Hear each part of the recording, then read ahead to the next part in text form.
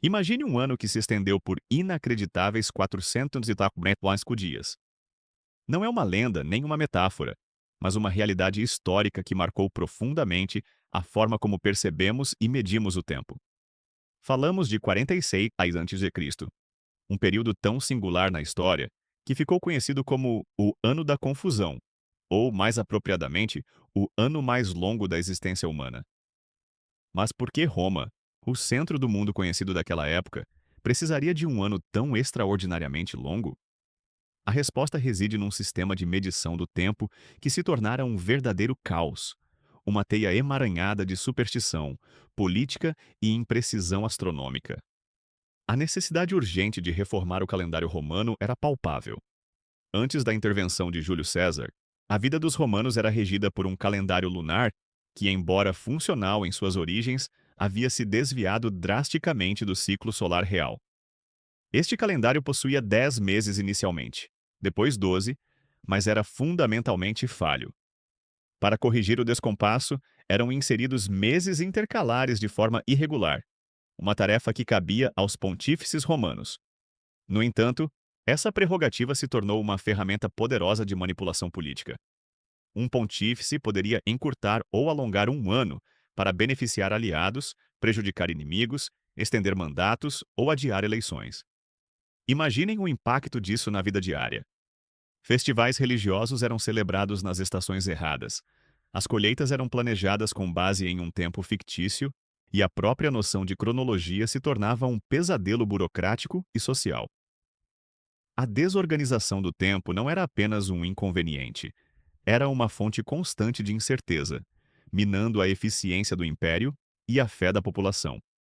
A percepção do tempo na Roma antiga, antes de César, era fragmentada, sem um padrão universal confiável, o que gerava uma confusão profunda em todos os níveis da sociedade. Foi nesse cenário de desordem temporal que Júlio César retorna do Egito. Lá, ele havia se deparado com um sistema de calendário muito mais preciso, baseado no ano solar, uma maravilha de engenharia astronômica que o fascinou. César era um homem de ordem, um general e um estadista que entendia a importância da precisão e da unificação para um império em expansão. Ele via que o caos do calendário romano era um entrave para a administração eficiente e para a coesão social. Com sua visão de um império unificado e racionalizado, César percebeu que precisava de uma ferramenta temporal igualmente ordenada. Ele convocou Sosígenes de Alexandria, um astrônomo egípcio de renome, que se tornou a mente científica por trás da revolução calendárica. O desafio era imenso: alinhar o calendário romano com o ano solar de forma que nunca mais houvesse a necessidade de intercalações arbitrárias. Era preciso um ano de transição, um ano que absorvesse todo o descompasso acumulado ao longo de séculos de imprecisão e manipulação. E assim, 46 a.C. seria esse ano o ponto de viragem para uma nova era de medição do tempo, que começaria com um sacrifício temporal sem precedentes. Antes de continuarmos, inscreva-se no canal e nos diga nos comentários de onde você está assistindo. A decisão de Júlio César foi ousada e sem precedentes. Para realinhar o calendário romano com o ano solar, ele não hesitou em adicionar uma quantidade colossal de dias ao ano de 46 a.C. Foram necessários nada menos que 90 dias extras, transformando-o num verdadeiro ano da confusão por sua duração incomum.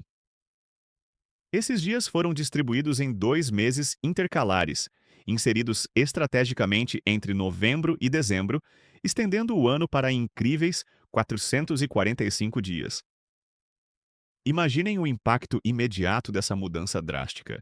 As pessoas vivenciavam um ano que parecia não ter fim, com estações que se arrastavam e um senso de tempo completamente distorcido do que estavam acostumadas. A população de Roma, acostumada com a arbitrariedade dos pontífices, agora enfrentava uma intervenção de uma magnitude jamais vista. A confusão era inevitável, mas a adaptação era essencial para a nova ordem que César impunha. Era uma nova percepção do tempo que nascia, mais rigorosa e menos maleável. Ao lado de Sosígenes de Alexandria, Júlio César estabeleceu os princípios do que viria a ser conhecido como o calendário juliano. A inovação central foi a introdução do ano bissexto a cada 4 anos. Embora houvesse uma pequena falha inicial de cálculo, os pontífices, por um tempo, aplicaram o ano bissexto de forma errada, a cada 3 anos, até que o erro foi corrigido por Augusto. A intenção era clara: manter a sincronia com o ano solar. A duração média do ano foi fixada em 365,25 dias, um avanço monumental em comparação com o sistema anterior e muito mais próximo do ano solar real. As intercalações arbitrárias, fontes de manipulação e desordem, foram finalmente eliminadas. A padronização do tempo era uma realidade. A lógica por trás da escolha dos nomes dos meses e sua duração também foi revista, com alguns meses ganhando dias extras para se adequar ao novo sistema. As consequências e o legado imediato dessa reforma foram profundos. A estabilização das festividades religiosas foi uma das primeiras e mais visíveis melhorias. Não haveria mais a Páscoa sendo celebrada no verão ou festivais de colheita ocorrendo fora de época. A vida agrícola, tão vital para o império, ganhou previsibilidade. Mais importante, o calendário juliano unificou o tempo em todo o vasto Império Romano, simplificando enormemente a administração e a comunicação. Com um calendário comum, as ordens de Roma podiam ser seguidas com precisão em todas as províncias, fortalecendo a coesão imperial. A popularização e aceitação generalizada do novo calendário foram rápidas, em grande parte pela sua eficiência e pela autoridade de César. E claro, como uma homenagem duradoura ao seu criador, o mês de Quintilis foi renomeado para Julho, eternizando o nome de Júlio César na própria estrutura do tempo. O calendário juliano não era apenas uma mudança técnica, era uma declaração de poder e visão. Júlio César, o general e ditador romano, demonstrou que nem mesmo o tempo estava além de seu alcance de reforma. Ele transformou um sistema caótico, manipulado pelos pontífices, em uma ferramenta de ordem e precisão, essencial para a gestão de um império que se estendia por grande parte do mundo conhecido. Sosígenes de Alexandria, o astrônomo egípcio, foi o cérebro por trás dos cálculos, mas a vontade política e a determinação para implementar uma mudança tão radical vieram de César. O ano de 46 a.C. foi o preço a pagar por essa revolução, um ano de sacrifício temporal que lançou as bases para séculos de medição do tempo. A partir daquele momento, a contagem dos dias em Roma e, posteriormente, em grande parte do mundo ocidental, seria muito mais previsível e alinhada com os ritmos celestes. Este foi o primeiro passo crucial para a precisão temporal, que hoje consideramos tão natural, mas que um dia exigiu um ano com quase 15 meses para ser estabelecida.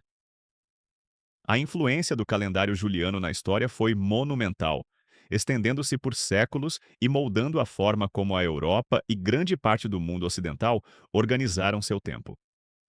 Sua adoção generalizada não foi apenas uma questão de conveniência, mas uma necessidade para a cronologia histórica e a datação de eventos. Como um legado direto da visão de Júlio César, o general e ditador romano, o calendário juliano serviu como a espinha dorsal para o registro de nascimentos, mortes, batalhas, tratados e descobertas, proporcionando uma estrutura temporal unificada que antes era inexistente.